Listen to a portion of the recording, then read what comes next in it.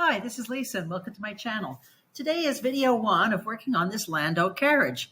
It can be considered a Shelburne Landau or a square, and there'll be a couple videos on this. I have tried to make this as easy as possible for you to make, and you'll find the link to the pattern below.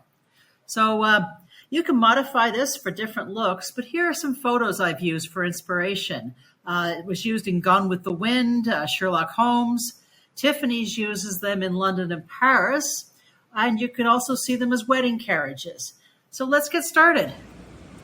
I've tried to make this as easy as possible for people working with this straight up. So I've made everything square or rectangular pieces without having, or slight shaped, without having a lot of curves. If you want to make changes and curve it nicely, if you have the proper tools, go ahead. So the first thing you're going to do is cut out the wood. And if you'll notice, a lot of these are the same width. So I've measured the width along here, and as it's going with the grain, I am going to use a metal ruler and a sharp knife and just work slowly along that line. Here you can see I'm working my way through. That is about 15 slow passes, pressing down but not too hard with the knife. I want to make sure to get a nice straight line and not cut my fingers off. So I'm going to a couple more passes with that and it should be fine. When you're working with the wood too, notice they have join lines on them in some of these.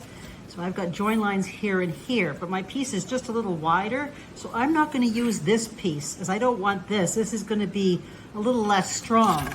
So if I look at this other piece, I can get the whole piece before I hit this join. So pick your wood carefully. So now that I have the width, I can just use this. I don't need to actually cut the paper out. I can just measure it and mark it with a pencil on both sides here for my first piece. Now, going across the grain is going to be harder with the knife. But if it doesn't fit in something like that, you don't have a proper saw, then you're going to have to use the knife. Just go slowly. And that cut fairly easy, still using just this little knife and a nice clean edge. And I'm going to do that for all the pieces of wood.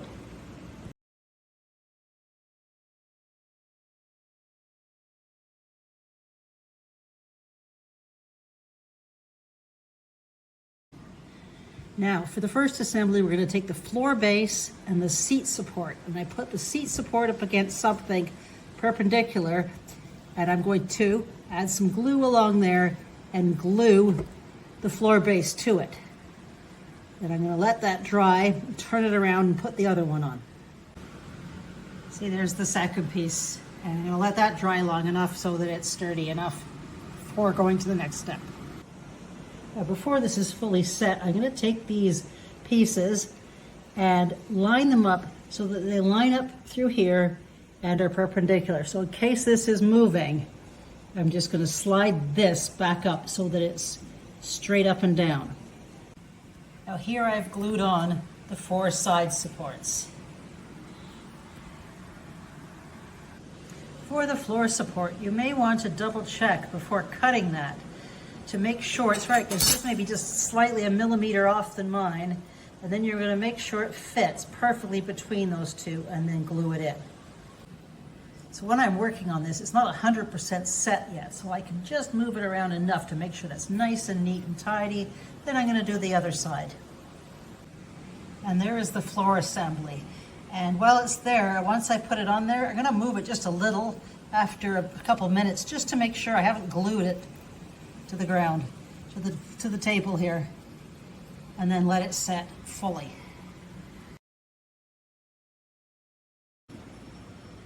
So when you're cutting this out, if your wood is different grain on the upside and on the other side, cut 2 of these out right side up and then flip it. Otherwise, if your wood is the same on both sides, it doesn't matter. For the side pieces, the first 2 I cut this way, so this time I'm going to flip it over so that when it's in there, it will be a right and a left. So I have 2 going one direction and 1 going the other. And I'm also following the grain of the wood. Take special care when you're cutting on an angle, because you can see it can leave quite rough edges after the cut. Now if I can clean the second side up here, I can use that cut already for this second piece and just slice off the end. So that way one cut works for two pieces. For the seat assembly, I have the seat back, and the sides. Trying to get the good side out on each one. And then what I want to do is these go like that, and it's going to slide back just a little, facing back. And these side pieces are going to go on the outside, even with the front of the seat. And on this back piece will follow the shape, leaning back just a little. And there's one of these on each side. So for this, I need to apply some glue along here, and along here. And we get on this side, there and there. Be a little bit more careful than me since I'm videoing this. And I'm just going to bring this up, and this up, and then hold it in place while it partially sets. Now this is the glue I'm using, a good all-purpose glue that dries fairly quickly. And you can see, while this is set, you can move this around just to make sure that this is even at the back. And then let that dry. And here I have both the front and the back seats assembly set up and glued. Now I'm going to make sure these are fully dry before doing anything else with them.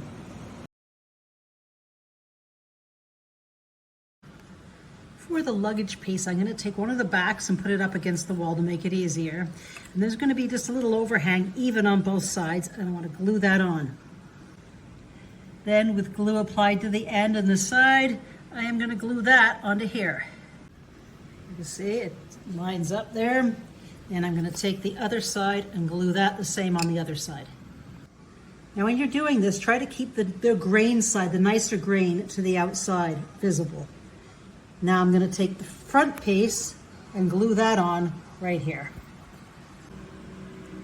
And once you have a nice little box, square it up and let that dry fully before doing anything else. If you want to use hinges on the lid here, I'm going to mark the center and 2 centimeters in on both sides here, on the back of the box. So pick the worst side for the back. And here I have dollhouse hinges, and I want the knuckle to be on the outside here. So what I want to do is hold the lid onto the box. Then I'm going to slip in these hinges. The middle one lines up in the middle, and the 2 outside ones line up so that the mark is on the inside. So there's the mark right there. And the hinge is further to the side. Now I put a little bit of super glue in here. I'm going to pick that up, then raise one of these hinges and put a little super glue on the metal, making sure not to get it on the knuckle. You don't want to glue the closing part. Then I'm going to poke that back down and into place. And just let that set. Do that with the other ones as well. So I'm just going to lift that up. Make sure it's centered. And grab some super glue.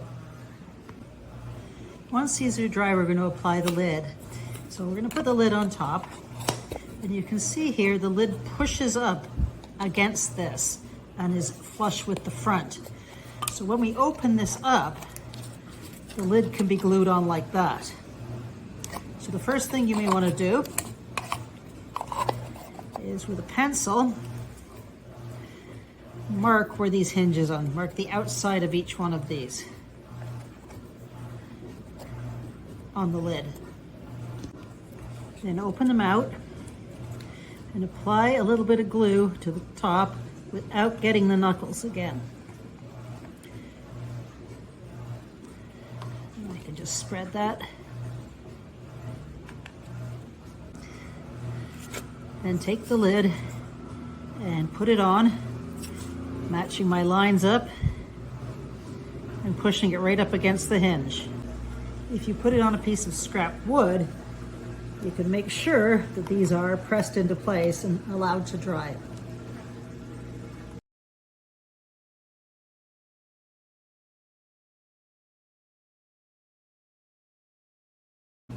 Now we're going to work on the driver supports. They are going to attach to the back, but if we do that, there's a slight downward angle. We want that so that when it's attached, it goes parallel to the table.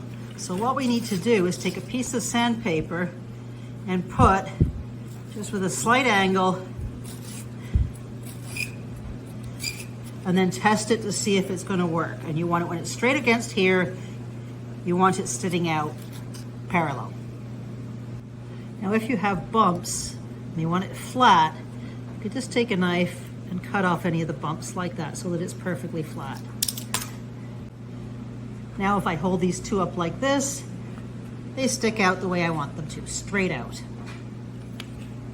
Now in the end that you sanded, drill a pilot hole going straight up and down with a tiny drill right in the middle there.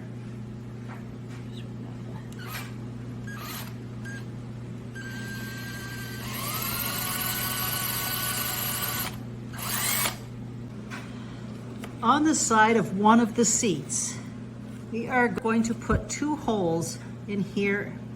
We're going to take the template, align it along the top of the back, and make sure you're doing it with a piece that sticks up. And then I'm just going to use either an awl or something else. I got a little screwdriver here to mark those spots. Now with the same little drill that I used before, the same drill bit, I drilled right through those, make sure it comes down both sides. And take a small screwdriver and the screw, and we're going to start going from the inside out and start the two screws so they just start to stick out the back. Now when you're doing this, it's important to keep them so that they're going to be straight. So there'll be a slight angle really when you're coming through. We're just going to start that. And once you get through there, we're going to take the piece and make sure it's on the right angle and screw that all the way in.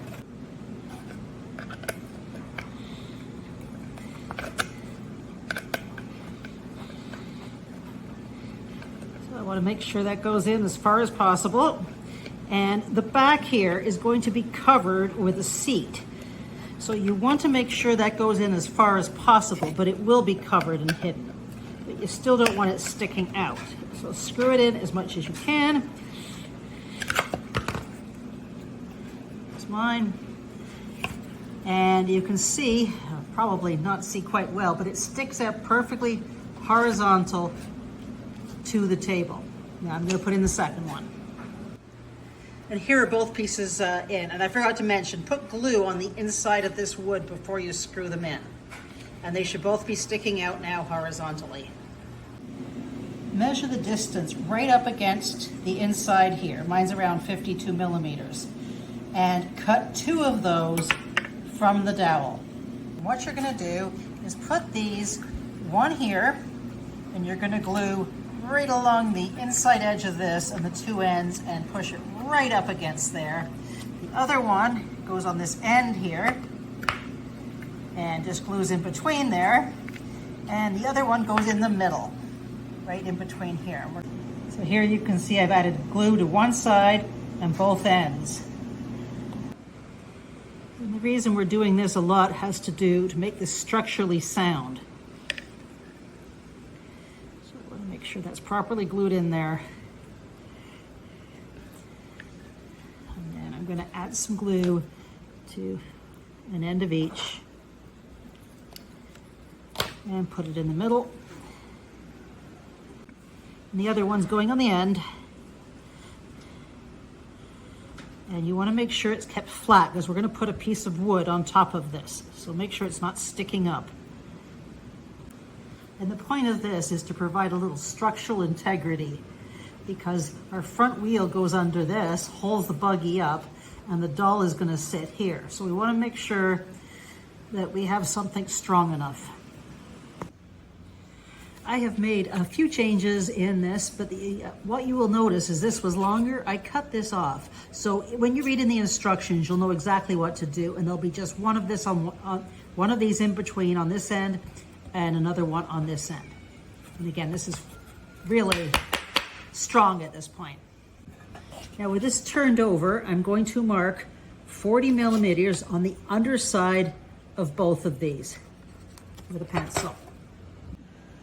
With the other piece for the underside, what we need is a bit of an angle on this end.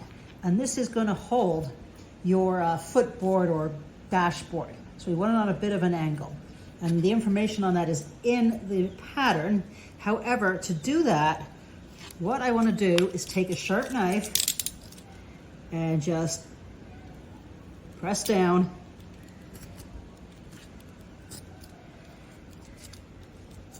And you will get your angle. Check it on both sides. Quite easy. And make sure they're the same on both. And if you need to sand it a little, but it's better to use a knife because you get a nice clean end.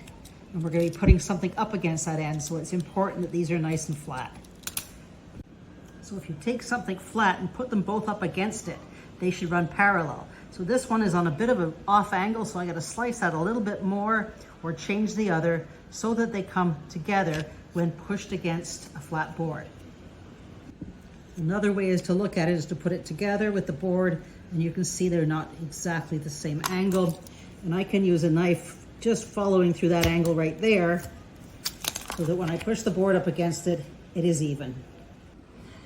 Now with the angle up like this, you take it underneath and glue it underneath this piece and underneath the other side. Matching, again with the big pieces on the front, that's because this is your foreboard and you want it angled this way. With the other two cross pieces, I'm going to put glue on both ends. Glue one between this end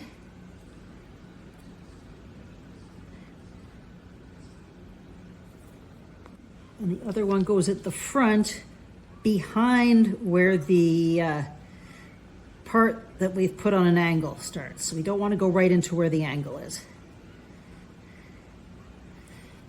You want to square that all up, make sure it's running parallel to that. Once we have it in place, we're going to let it all dry. And you may want to put something underneath here, another piece of this wood, and oh, there's a piece to keep it upright, like that. Now we're going to fill this driver's box area in. So with it upside down, the first piece I'm going to glue in is the underside back. When you're doing that, put glue on all the areas that are touching other pieces of wood. And then we're just going to let that set. And the next piece we're going to do is this piece, the underside front. When you're setting the second piece, it should come right to the bottom of where the angle starts here. And it should not overlap. It should be perfectly, all of these pieces should be perfectly in line with these dowels that we're putting in. For the underside front, I've put glue on all these pieces of the dowels, and I do not want to get it onto this part that goes on a slant. So the wood is going to start there. Oops. It's going to start there, line up perfectly on the sides, and go back here.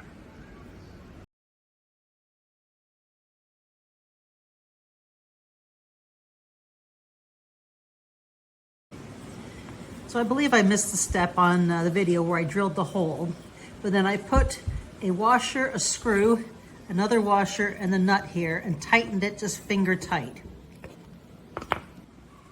Next, I'm going to put the top back glued onto here. Here I have the front vertical, it's going to go here, and the top front is going to go there. Now the top front should meet up with these so that if I have another piece going there, it'll be nice and smooth. Now you can always take a knife and or sandpaper and fix that so that this piece will fit on later. But for now, we're just going to glue on this front vertical and the front piece there, like that. To do that, I would put glue on all these pieces here and right there.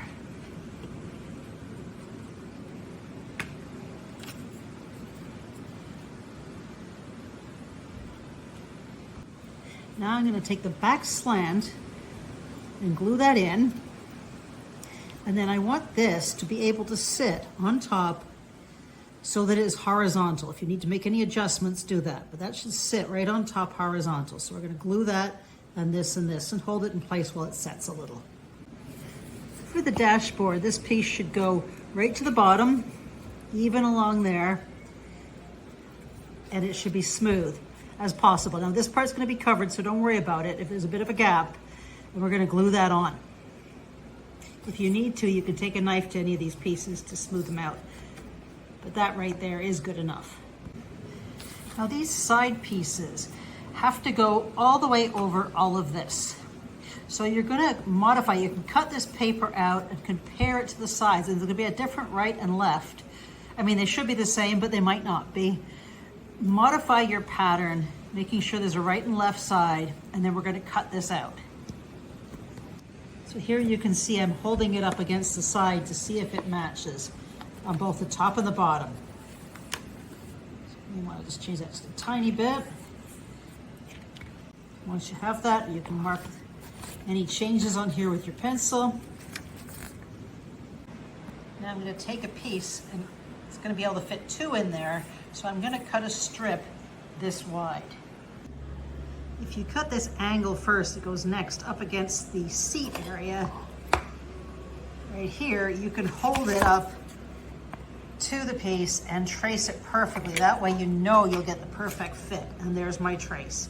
So now I'm just going to do each of these cuts working away from a good piece here, along there, and away from the center.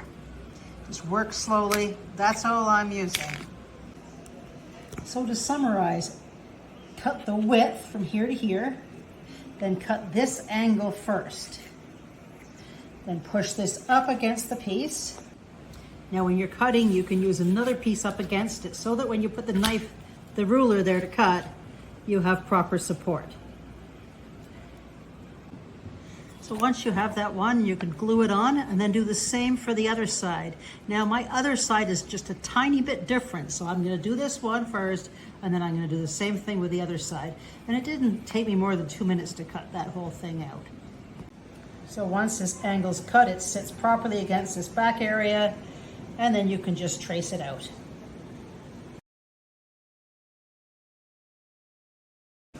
So we're gonna put that on a slight angle like this. And make sure you're not too close to the edge.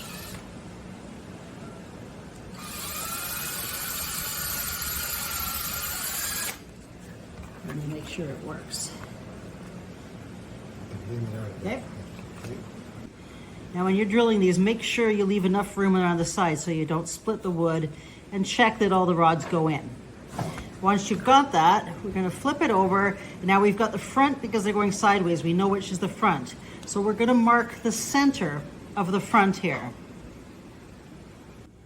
And then where that is, I'm going to mark back a centimeter. Right there. And on this piece, I'm going to mark the center here.